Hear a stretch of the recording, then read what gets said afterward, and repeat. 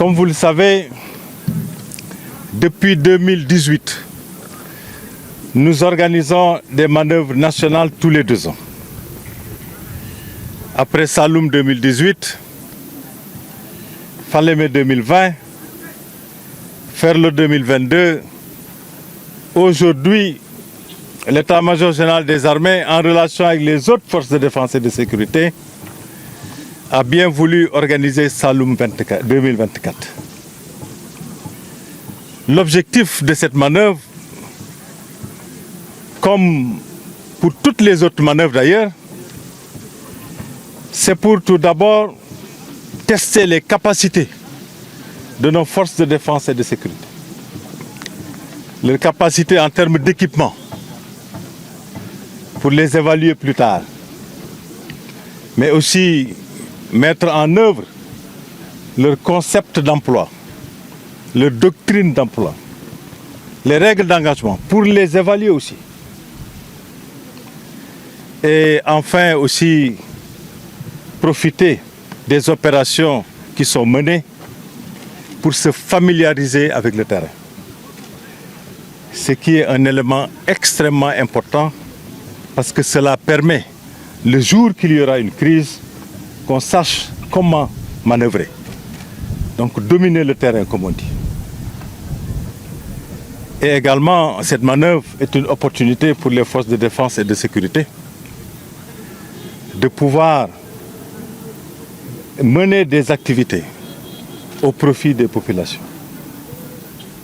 On appelle des activités civilo-militaires au profit des populations.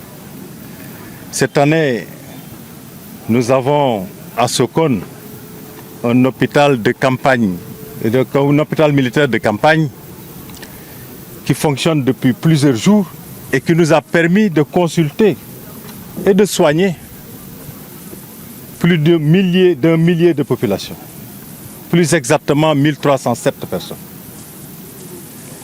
Et nous avons aussi eu l'occasion de réhabiliter une école que nous allons visiter tout à l'heure. Voilà ce que je voulais dire. Encore une fois, cette manœuvre est une opportunité pour tester nos capacités d'anticipation, pour ne pas être surpris en cas d'occurrence de crise réelle. Et encore une fois, je félicite tous les camarades qui ont eu à jouer un rôle directement ou indirectement pour permettre sa tenue dans les meilleures conditions. Remercier les populations qui ont voulu contribuer à leur manière, mais de manière efficace, à une bonne organisation de cette manœuvre, en communiant avec les troupes qui ont été déployées. Et cela nous fait dire que quel que soit par ailleurs le niveau de préparation, le niveau d'interopérabilité qui est également une préoccupation lorsqu'on fait une manœuvre, nous ne pourrons jamais répondre de manière efficace aux crises si nous n'avons pas le soutien des populations, qui très souvent ont la bonne information, ont le renseignement.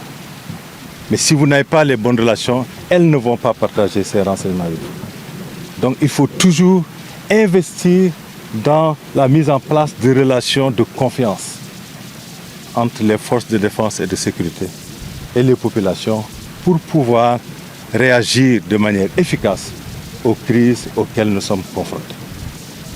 Cette année, le thème, c'est forces de défense et de sécurité, résilience et synergie d'action face aux menaces multiformes.